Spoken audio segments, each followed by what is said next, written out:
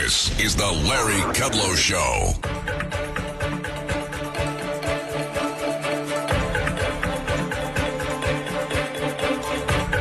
It's the Larry Kudlow Show. Free market prosperity starts here. Now, here's Larry Kudlow. Welcome back, everybody. We're going to talk some economics. Let's talk to David Malpass, former president of the World Bank Group, former undersecretary of the Treasury in the Trump years, worked for Reagan, and he worked for Papa Bush. David, I mean, growth dissolves debt, but we don't have much growth. And I just look around, you know, that the yen carry trade, that was all about borrowing in yen and then investing in the Magnificent Seven tech stocks. That blew up. I'm not sure that whole blow up is still over. Consumer debt is rising at an alarming pace. Delinquencies are happening. The federal government is borrowing like there's no tomorrow. That's another debt problem. And frankly, even the Federal Reserve still has a balance sheet which is underwater, but there's still over $7 trillion in what we used to call the monetary base. There's just too much debt and borrowing in the world. Hi, Larry. Good morning. There is too much debt. I think also there's a poor distribution of where capital is going. So if you think about markets are critical. They create profits, and that creates jobs. And so it's important for a market-based economy to let capital go to companies that are creating new things. And the problem we've got now is so much of the capital is going to government and not to small businesses. So I want to take a little bit different tact away from the money supply tact. You mentioned the monetary base as being expanded because of the Fed's balance sheet, but it's different than in the past because there is no reserve requirement. There's no connection at all between the size of the Fed's balance sheet and what banks are able to lend. That's being done through regulatory policy by the Fed. So I think the problem and the focus needs to be on the Fed's become such a powerful, harmful regulator. They're guiding the capital away from small businesses toward the Magnificent Seven and the government. By the way, speaking of that, the Fed's balance sheet and guiding capital, you know, they still own a very sizable portfolio of mortgage-backed bonds.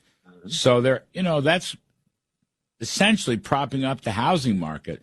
It's not doing any good because the housing market's in the dumpster. But the point is, why is the Fed allocating credit anywhere, much less housing?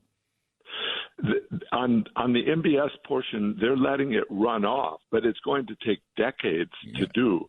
And the Fed has also said what it's going to start doing is buying more bonds, actually re-expanding its balance sheet in 2026.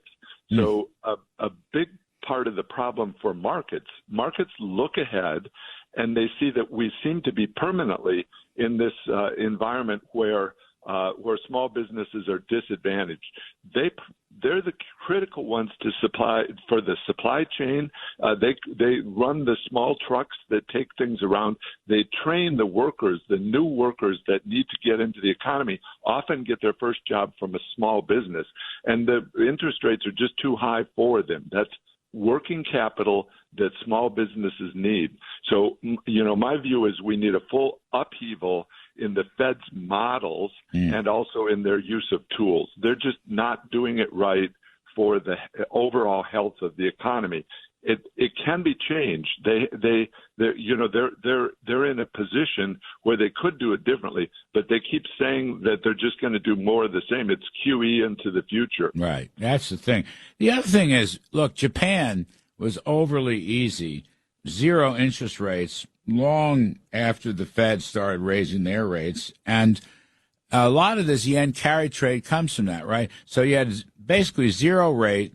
Then you had the yen collapsing all the way down to about 160 something.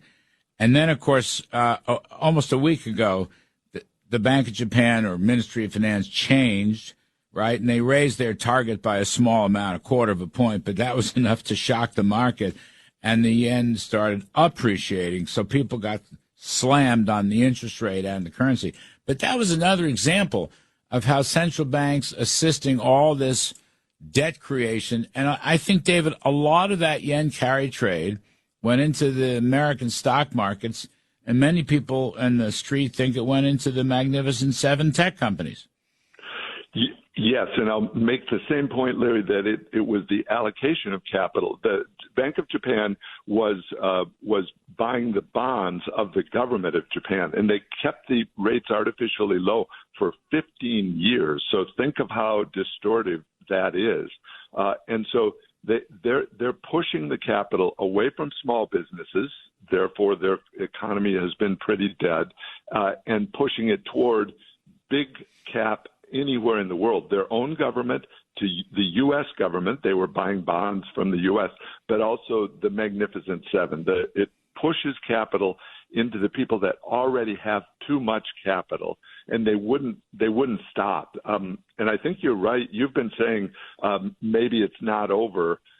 Think back on it. You and I used to want the yen dollar to be 100. Yes. And then when I was in the Trump administration, we did we had a point of stability in 2017, very important, where the yen was 110, and the world was comfortable with the stability of the currencies. But then Biden administration, one of the first things they did in 2021 was to throw away the idea of currency stability. So the yen went to 160. It distorts and harms workers in America, and now you're stuck with this bubble popping or whatever's going on. I wanted $100 yen, 100 yen, and I wanted $100 gold. 100. I remember talking to Bob Bartley about this. I said, and we were close to that. I mean, we actually at one point were close to that. Not 100. No, it was $300. 300 gold. Yeah, there you go. €1 per dollar, and it would have been. That's right, €1 per dollar. That's great. Dave Malpass, terrific stuff. Former World Bank president, former Undersecretary of the Treasury. Appreciate it, folks. Take a quick break, and Ambassador Robert O'Brien, National Security Advisor, is going to come on. Who's running national security right now? Who's in charge of the United States foreign policy right now?